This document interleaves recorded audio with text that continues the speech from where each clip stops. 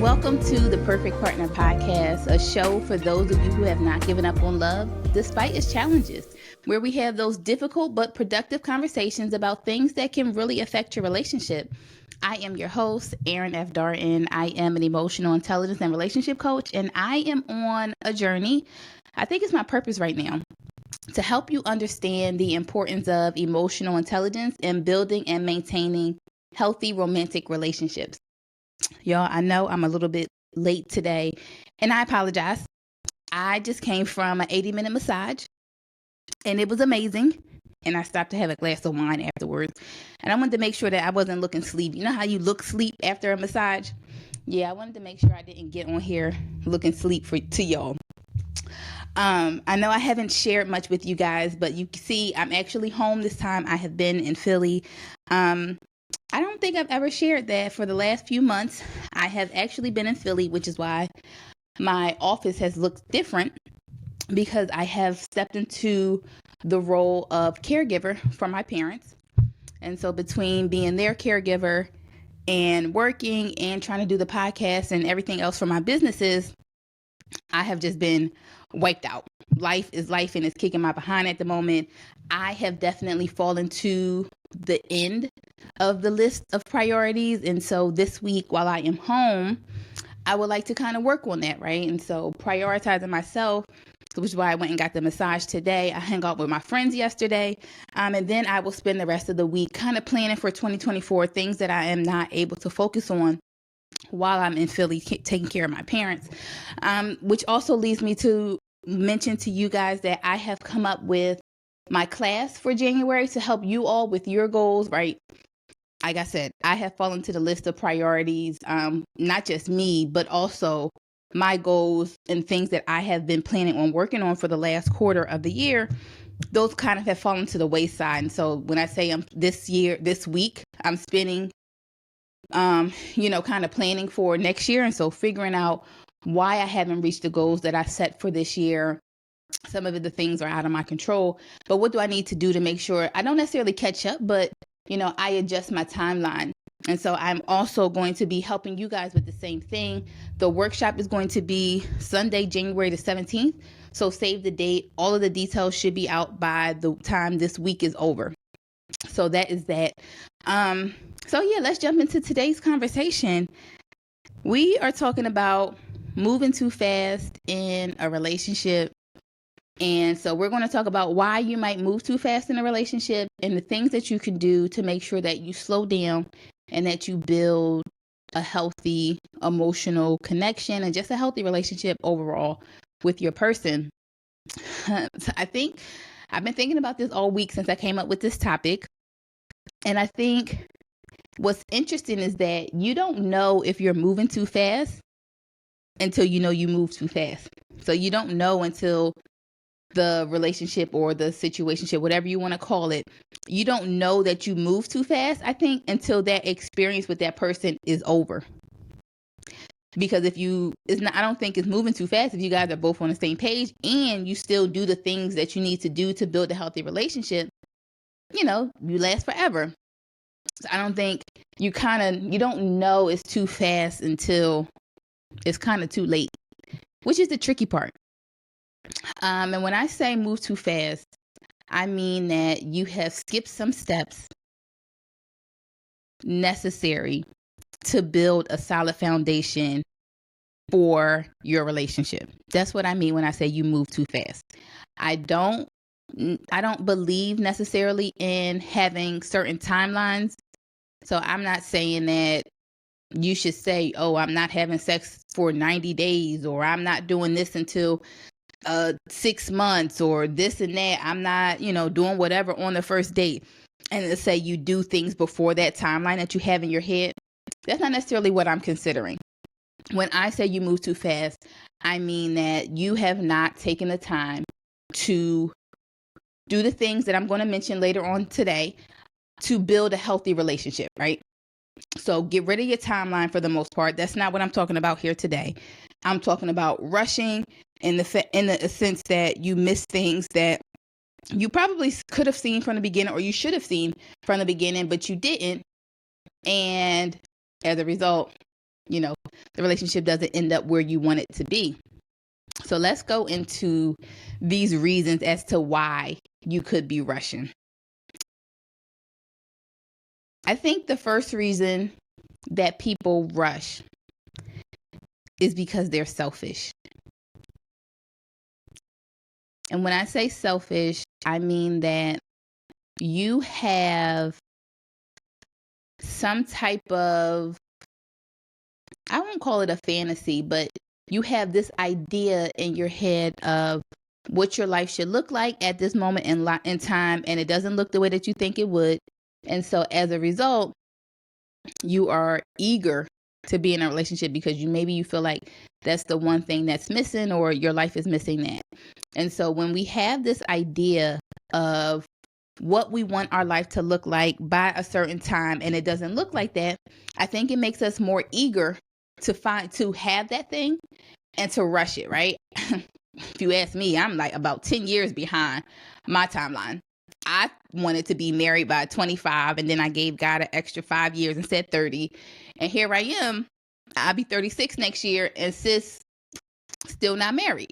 And I think that if I had been so wedded and stuck on my timeline, oh, I got to be married by 25, or I got to be married by 30, I think I could have possibly settled on whichever guy was around at that moment. If I really felt like, hey, I need to be married by this time, right? I probably could have been married by now. But how healthy or how happy would I be?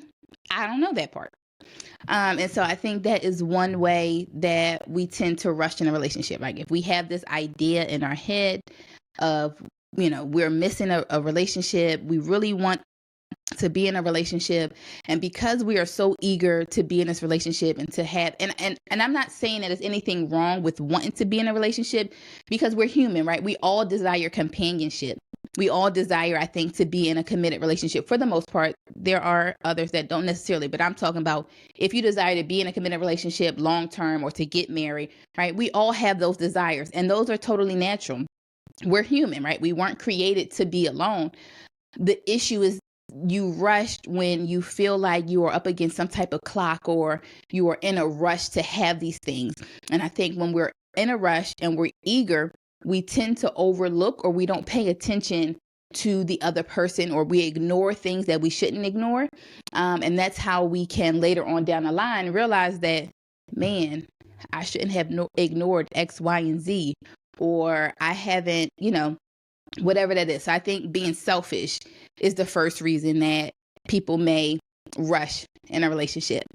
Before I go to the next point, let me ask you guys, do you guys feel like you've ever rushed into a relationship? Let me know about that.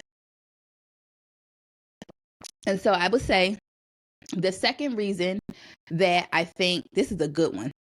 The second reason I think people rush into relationships, so let me explain it this way. I think there are two components of a person that you should consider, or you should be evaluating when you are dating, right? The first component is who they are as an individual. The second component is who they are to you, like how they show up for you. And so I think the second reason that people rush is because they are amazed or enamored about who this person is as an individual, that they ignore who they are to them as a partner. And so I'll give you an example. Sometimes women do this when we notice a man has money, a man has a certain status, a man has a certain car, right? Wow, right? Him as an individual is impressive to us. It's intriguing to us. And so sometimes we get stupid and we ignore how he's showing up for us in a relationship space, or how he doesn't show up for us in a relationship space, because we're so consumed with who he is as an individual that we ignore everything else. I asked this question in the community earlier this week, and a guy commented kind of the same thing, right? He was so amazed with who she is, for who she was as a person, that he just wanted that. He said he was being selfish, right? What I said earlier, and that she was amazing and he wanted it. And again, ignored who she was to him, right? And so I think this happens on both fronts, that if we feel like who they are as an individual is so amazing, maybe it's something that we've never experienced before. Maybe it's something that we've been saying that we want, and this is the first time that we truly get to experience. When that happens, this is when we start to make excuses for people. This is when we ignore how they show up for us. And when they don't show up for us, we make excuses. Oh, he's busy. Oh, but she got a lot going on. Or, oh, but he got a lot of money. I was literally on my way home from my massage. I was looking on Facebook, in one of these Facebook groups that I'm in. And this woman said that she's been talking to this guy for over a month every day, and he hasn't asked her out yet. Even for Thanksgiving, he was closer to her. I guess maybe they live some distance apart, but she said they talk every day. For Thanksgiving, wherever he went for Thanksgiving, he was closer to her and still did not make it a point to see her, like came up with a reason as to why he did not see her. She said, but I feel like he seems like a good provider. So not to say that she is rushing, but this is an example of what we do. We get so wrapped up in what we think this person is, or even who they are, that we ignore who they are to us. And so by the time we look up and we say, or we see like, dang, this person isn't showing up for us, or, shit hits the fans and we like, well, damn, how didn't I see this? This has been here the whole time. But because you were so wrapped up with who they are individually, separate and apart from you, you ignored how they do or don't show up for you as a partner. So that's the second reason I think that people rush into relationships. And I think the third reason that people rush in relationships, I think people rush when they have an anxious attachment style. Have you guys ever heard of attachment styles? Let me know if you've heard. While you guys are answering that question, I'll explain. So the attachment theory, and I had a book. Is it over here? No, it must be in the closet. So there is this idea that we form relationships as an adult based on how we were cared for as children. So your relationship with your caregiver between the ages of like 0 to 2 dictates how you build relationships as an adult. And so there are different attachment styles. So you could be an anxious attachment style, you could be a secure attachment style, or you can be an avoidant attachment style. And so this can go on we could talk about this for a long time, but I'm just going to give you a brief overview so I can explain how this could be a part of why you may be rushing. A secure attachment style. So a secure attachment style, meaning that you are pretty comfortable with who you are. Being in a relationship doesn't scare you, but you're also not in a rush. You usually have a secure attachment style when your caregiver or your parents, whoever raised you, they were always there for you, right? You knew you could count on them. You didn't question if they was going to show up for you. What they said, they did, right? It allowed you to build this level of confidence and trust in them. So as adults, you take that same approach when you are building relationships as an adult. Now, I said you may rush in relationships if you have an anxious attachment style. So if you have an anxious attachment style, it means that, what it looks like sometimes, it looks like you being clingy. It looks like you needing attention, right? And this usually comes from your parents not being as reliable when you were younger. Either maybe they were inconsistent in and out of your life, or maybe they would just say one thing and just not follow through with it, right? And you probably are not going to remember, because it really is based on like your very early years of childhood, like up till like 2, maybe 3 years old. So you may not actually remember, but there is an assessment that you can take to figure out what your attachment style is. And there is a book that I was looking for. I know that I have this book.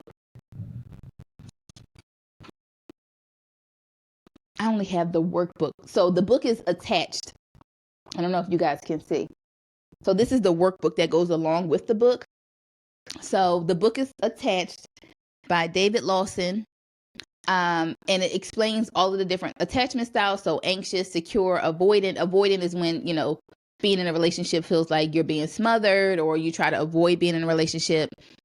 So it's a lot that goes into it. It tells you, like, if you're anxious, you should try to date this type of attachment style. And if you're this, you shouldn't date this, or this is why this is this.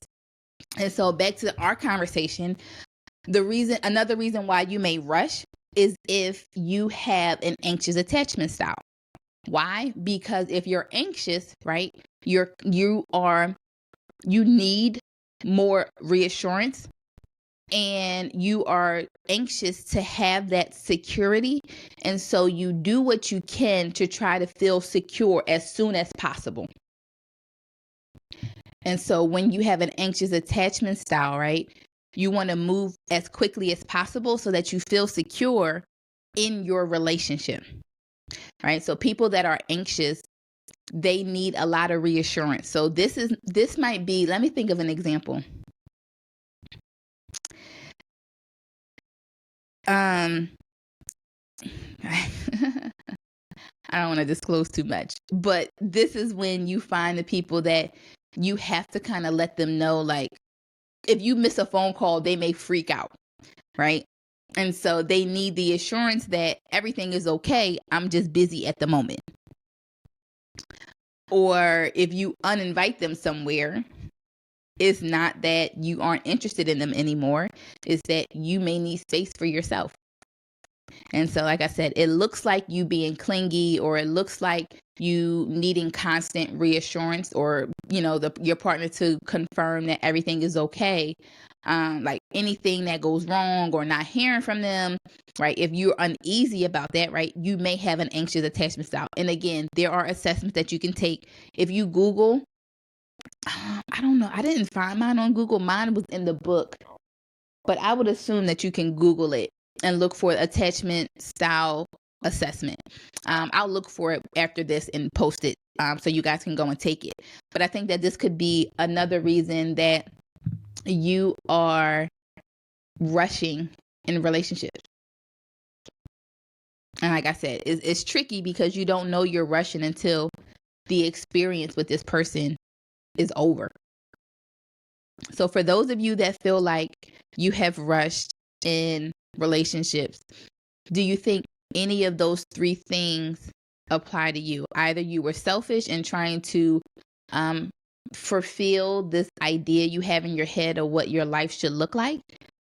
Do you feel like you got wrapped up in who they are individually? Or do you feel like you have an anxious attachment style?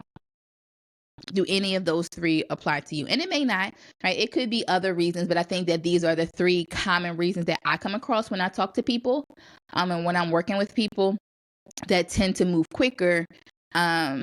I made a video about this jokingly, but kind of not, like asking, like, what's the rush? Like, I've talked to people. Ooh, I'm sorry, guys. I was talking to this one woman on Instagram, and she said that she asked for exclusivity from the very first conversation. What? That sounds crazy to me. To ask for exclusivity from the very first conversation, I am the complete opposite. We could be talking for 6 months and we may not be exclusive. I understand that I'm rare and that just doesn't happen. But I don't want to rush. I don't think there's any substitute for time. And I think time will tell you everything that you need to know about a person. And I think you only stand to be disappointed or hurt if you rush. And so when I asked her, like, well, what is it? Why do you ask for exclusivity from the very beginning? And she just said, like, she doesn't like the idea of them talking to anybody else. And for me, I feel like that's not my business. Until we have a conversation about being exclusive, what you do is what you do. Obviously, be respectful, right? All of that, like, don't play in my face and all of that. But what you do, that's your business. And what I do is my business until we have a conversation about exclusivity. And I'm not willing to have that conversation until I know enough about you. And I can say that based on what I know about you at this moment, if nothing else changes, I'm good with this for the rest of my life. Right? I don't need to rush.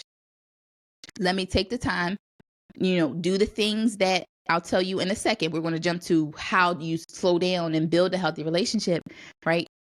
I don't see, what's the rush? What's the rush? You don't even know if his friends are cuter, like I said in my video. Yeah, I thought it was unrealistic too, but she said she asked for exclusivity. And I've had people ask me for exclusivity from the very beginning. And I told them, no, that sounds crazy. I had one guy tell me, another guy told me that I was insecure, because I didn't agree to exclusivity from the beginning. And I said, how am I insecure? And he said, because if I was confident and I was secure, I know that if this doesn't work out, I can go back out here and get somebody else. I guess, however, the way I feel about it is that, how do I know that you're worth all my time? You don't get to monopolize my time from the very beginning, like just because. Is the way that I feel. Everybody can definitely feel how you feel, but this is just me, right? Like you said, I'm not putting all my eggs in one basket until I know that you're worth it. And I think if we start taking that approach, we will do a better job of evaluating people. I'm not giving you all, and I think I used to, until I realized that that's not it. That's not the way that this should go. Especially me, right? I give people 2 weeks and then I know whether or not this is it. So you want me to cut everybody off just in 2 weeks for it to not work? I can't spin a block at that point, right? And that's not to say that I won't reduce how much I talk to other people if I'm really feeling you, but I don't think that you are worth monopolizing my time just because I gave you my phone number. So I just think that you gotta these are one of these three reasons are most commonly the reason why we move fast. And so let's talk about, how do you make sure that you don't rush, right? And I'm going to say this, and I need y'all to repeat after me. There is no substitute for time. Let me see y'all type that in the chat, because I need to make sure y'all understand what I'm saying. There is no substitute for time. I feel like in this day and age, I think some people are looking for like a cheat code. And I think that's why people buy into these relationship gurus so heavily, because they're looking for a cheat code. They go to social media. They want social media to tell them exactly what their relationship should look like. And if it don't, it's this and that. And I don't think that that's the way that it should be. There is no substitute for time. It takes time to build a healthy relationship. It takes time to build an emotional connection with somebody. And there's no way around it. I know when you see somebody that you like, you want to, you kind of want to rush. You want more of it. You are like wrapped up in it. And I get it. All of those are natural feelings. However, you got to relax. You just got to take it easy, right? I'm not saying to not like somebody. I'm not saying not to, enjoy somebody, but you just can't rush it. And I think you have to pay attention to whether or not the person likes you, right? I talked about earlier, the second reason that I gave as to why people rush, right? There's two components of a person you need to evaluate: who they are as an individual and who they are to you and how they show up for you. Right. And so if you are trying to figure out whether or not this person is, how to slow down, you got to pay attention to that second component, how they show up for you. Right. I think when we have a tendency to like the person and be wrapped up in who they are individually, I think we tend to overextend ourselves. And I actually have this conversation with men a whole lot. Women too, but men, this is where you guys go wrong. When y'all like a woman individually, like you like what she has going on, she got hustle, she got whatever it is that you admire about her individually. She's taking care of her own, like she is independent, she she's not a gold digger. She doesn't need you. She wants you. Whatever it is that has you wrapped up in this woman. What y'all do, and I've had this conversation. I don't mean to generalize. Guys know I don't like that. But I've had this conversation multiple times with multiple men. When y'all get wrapped up into who she is individually and you like that, y'all jump straight into boyfriend mode. Y'all offering this, y'all offering to fly her out. And I've had these conversations with men and I'm like, why did you do all of that? And this is who I would be. And I get it, right? You're a nice guy. This is who you would be as a partner. And the last time I had this conversation with a male friend, right, he had flown a girl out. He was already gone when he, offered for her to come with because he's a nice guy. Of course she went because you offered. And then he didn't hear much from her after the trip. And so something else similar happened to him with another woman. And so he called me and, we were having and I said, can I be honest with you? He said, of course. And I said, you jump straight into boyfriend mode, right? Showing them who you would be as a boyfriend, as a husband. And I said, but do you feel like she deserved it? What did she show you what did she do or say to let you know that she deserved you in that capacity? And he went back to, but she's this and she does that. Da, da, da, da, da. And I said, that's cool, right? You should admire your person. I said, but how does she show up for you? How does she make you feel? And when he let me see the conversations, the screenshots. And so he was the only one engaging in conversation. She was giving like one word answers. And so he did ask me about that before. And I said, well, you need to figure out what this is about. Is she giving one word answers because she's busy at work all day and that's all she has time to, send? Cool. Or is she giving one word answers because she's not interested? Or she doesn't know how to hold a conversation? Those are all different things. And I said, how often do you talk on the phone with these women? And he said, I don't. I text. Let me tell you, there is, like I said, there's no substitute for time. Y'all got to talk on the phone. Text message should not be your primary form of communication. At this big grown age, you're not going to text me to death, because a conversation can tell you a lot about somebody and how you are vibing. Because if she's giving you one word answers on text, is the conversation like that too? Because I guarantee you, if you're on the phone with somebody and he or she is giving you one word answers, you're going to hang up that phone. There's no way, I don't believe, that you are going to continue to talk to somebody that's giving you one word answers. So you got to talk to people on the phone, but you got to make sure that they are deserving of what it is that you're doing.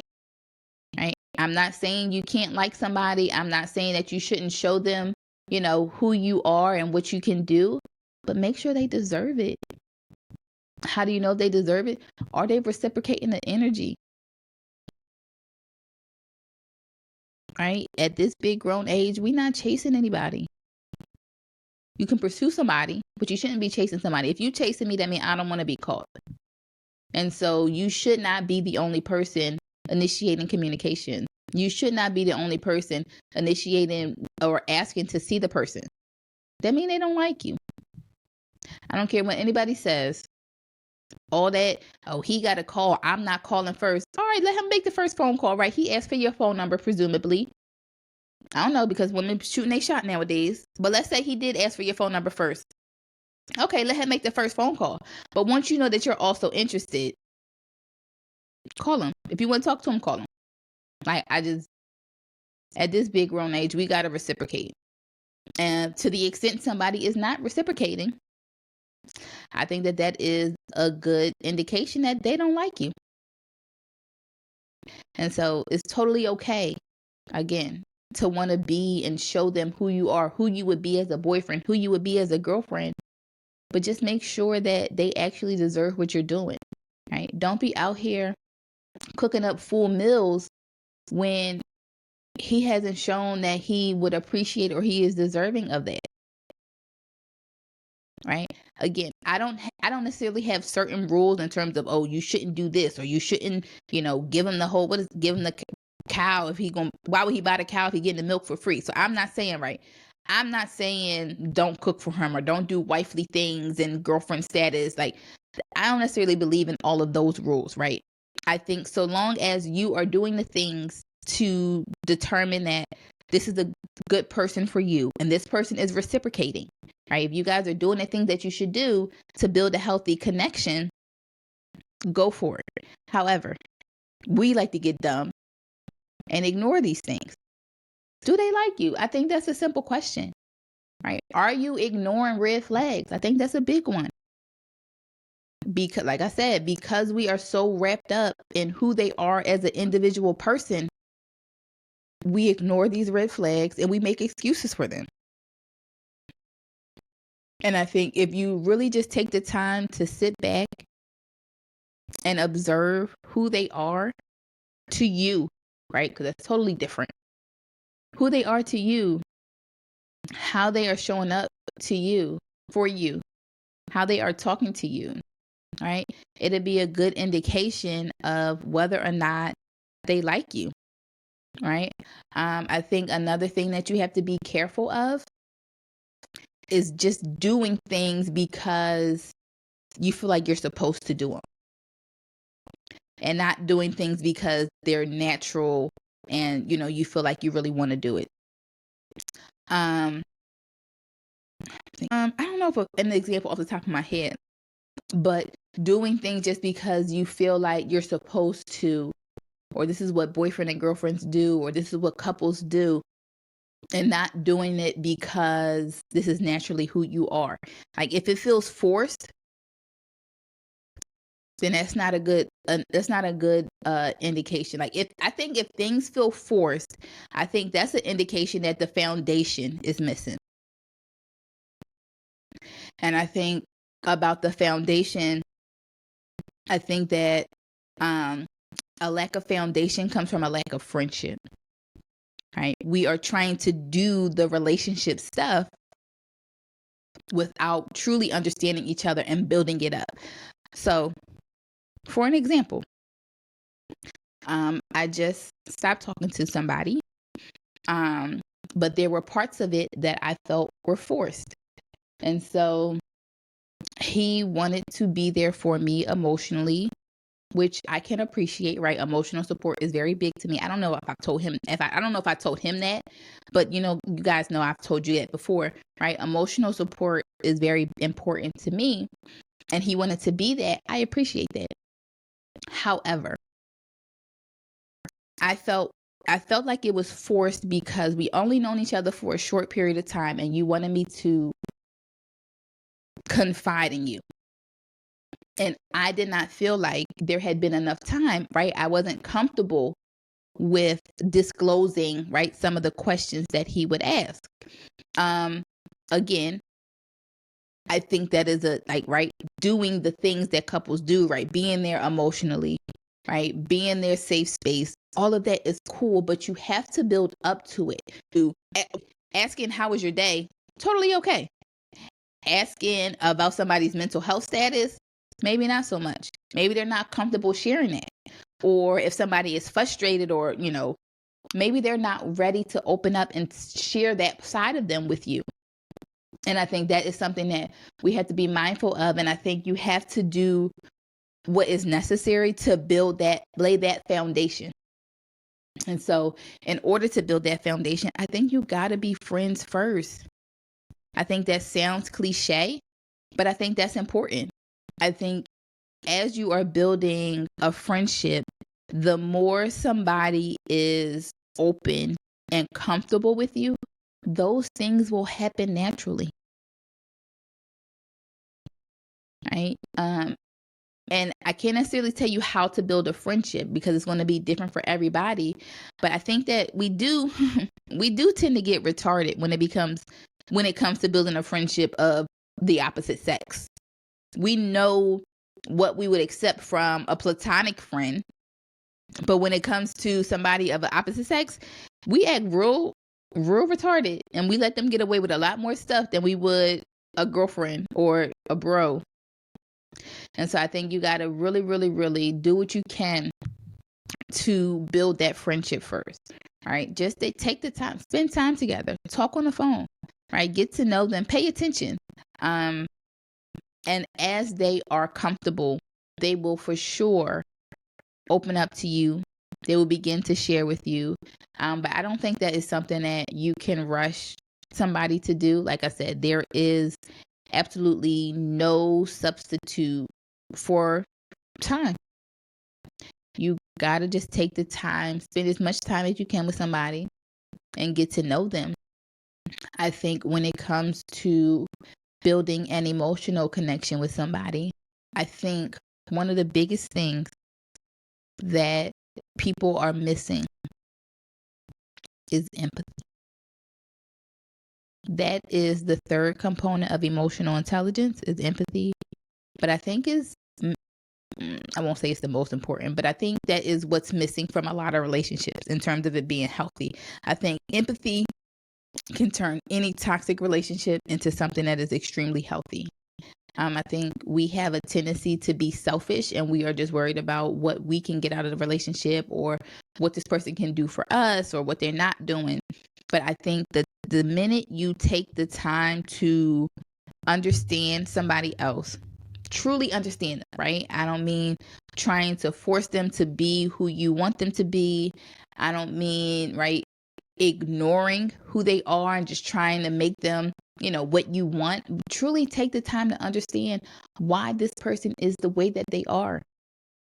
Nobody just woke up like this. We all have a history. We all have a story, right? And as time unfolds and you ask the right questions, right, they will tell you why they are this way. And then it's up to you to decide whether or not this is somebody that deserves to be a part of your life or not. Empathy is the big thing in terms of building emotional connection. I will say this, and this is something that I personally have had to work on. Once you know what you want and need in a relationship, you have to create the opportunity for the person to give that to you. And this is something that I have had to work on, and I've had to learn, right? I cannot say I like emotional support, but when he asks me how my day is, I say it's fine. I'm not, by saying it's fine, right, I'm not opening the doors, or I'm not allowing him the opportunity to provide the support that I need.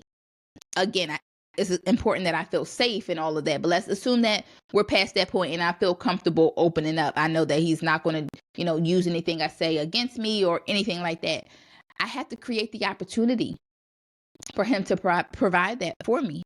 And so I can't say, oh, my day was fine, or I don't want to talk about it, right? At some point, I need to be able to circle back and talk about it to see how he will handle it, right? People are not mind readers.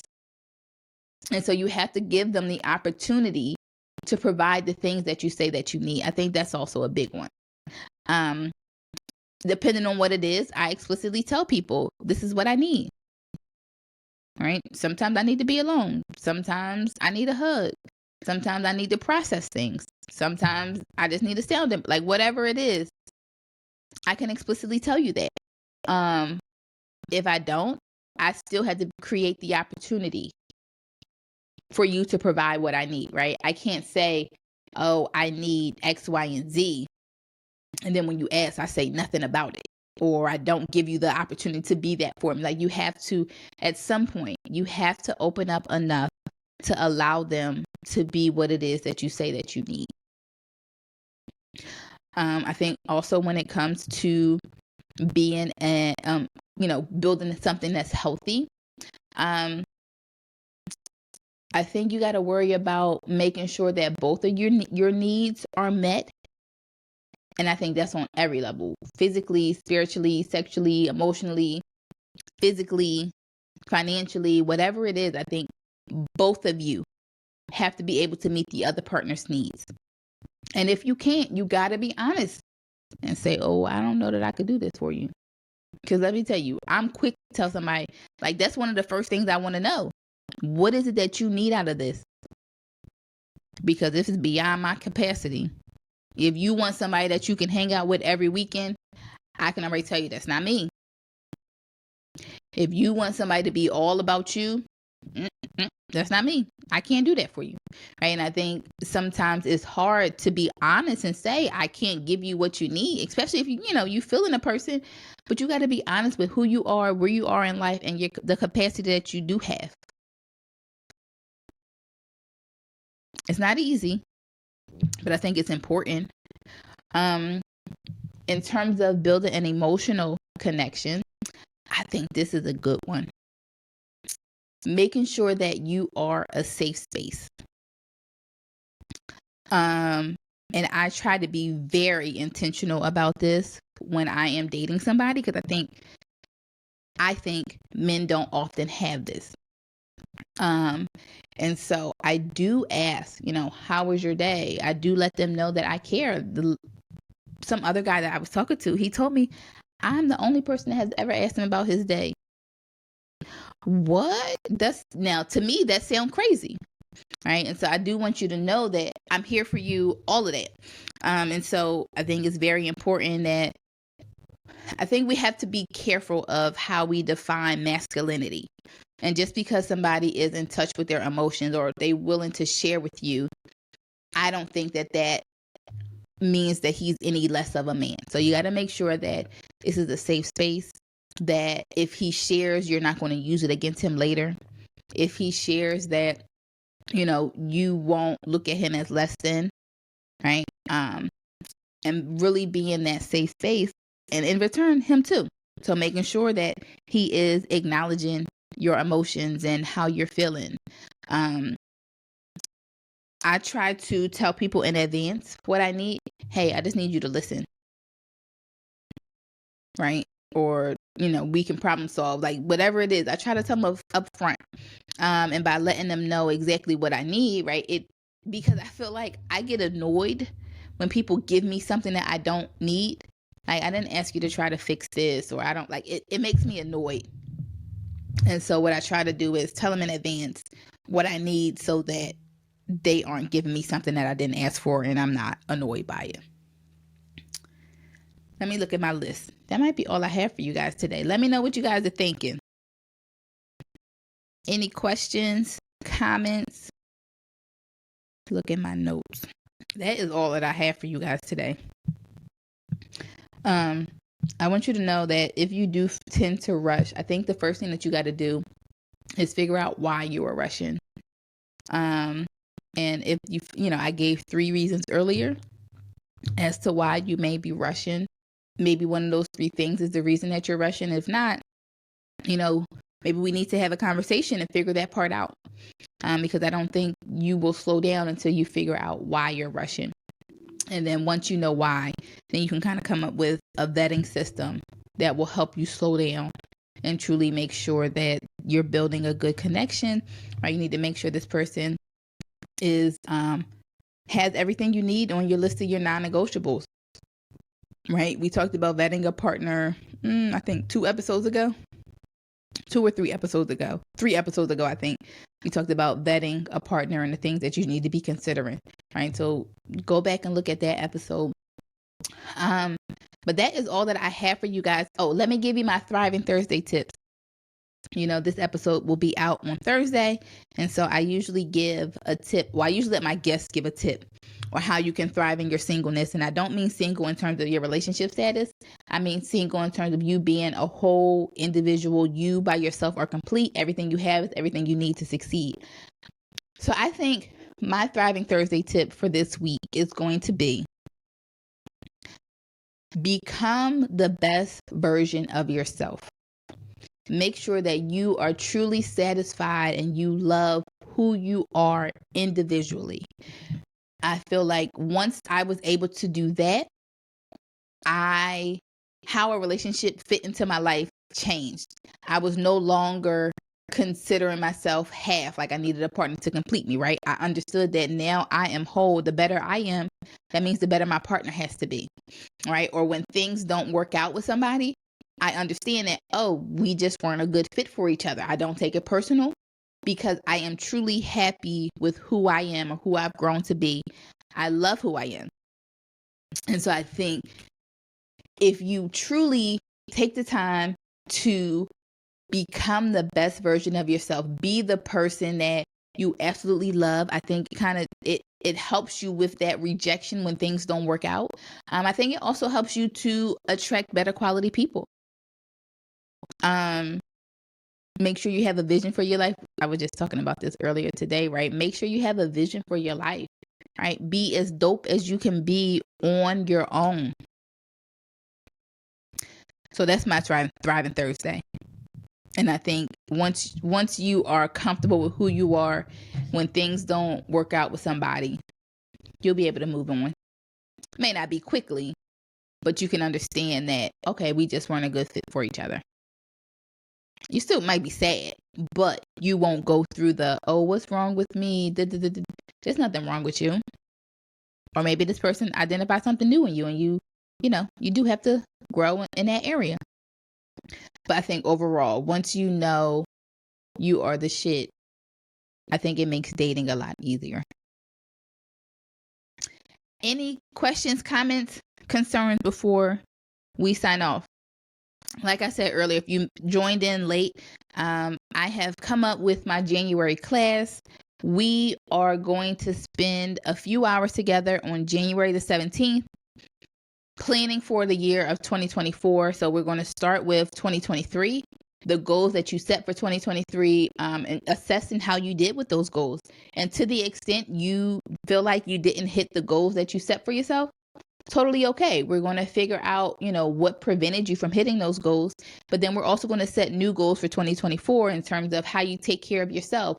We're going to talk about how you show up in your relationship, right? What you need to do to become a better partner to both yourself and, your partner.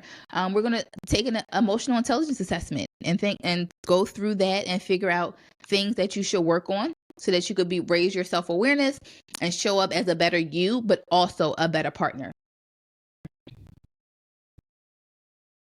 Oh, I love you and your take on relationships. I appreciate that. It's nobody but God. Nobody but God. So yeah, that is my take. I say don't rush. Relationships have a big impact on your quality of life. And anybody that you allow to be in your life should be a positive addition. And so I don't think relationships are anything to rush. I don't think they're anything to be played with. Who you choose as a partner has a big impact on your future. And so I just say, take your time. Make sure this person is the perfect partner. People like, there's no such thing as perfect. It is. Because perfect means having all the required qualities. And so you need to make sure that your list of non-negotiables is reasonable. And you can absolutely have somebody that has everything that you need. You shouldn't settle on those things. So that is my time for today. Thanks so much for showing up and joining. I hope that you guys continue to join us. So next week is actually going to be the last episode in this season. This will be the end of season 1. I appreciate you guys for joining. I put a topic out there already, but I really want to change that topic. I am going to actually try to get my mom to join us next week. I haven't told her this, but I'm going to try to get my mom to join me next week. My parents have been married for 49 years. June will be 50 years. They've been married together, I don't know, some ridiculous amount of time. And so I am going to try and get my mom to come and join us next week to just talk about all the different phases of a relationship, from dating to marriage to now being a caregiver for my father. Like, through sickness and health is a real thing. And so I am going to get her to come and we're going to talk about it. I feel like 50 years of marriage, that's a long time to be looking at the same person. And not only that, to have to go through like the different phases of dating and marriage. And, I want to ask about all that, the finances, who was this, right? We have this idea now of who's the breadwinner, who should be paying for this and all of that. So I want to ask her now. Granted, I know that was a long time ago, but I'm interested to see how it how it compares to today's ideology. Something got to work for them to be married for 50 years. That's a long time. And you would think that I would know her answers, but I don't know that I've ever really asked her about her relationship and stuff. I will see you guys next week. Enjoy the rest of your night.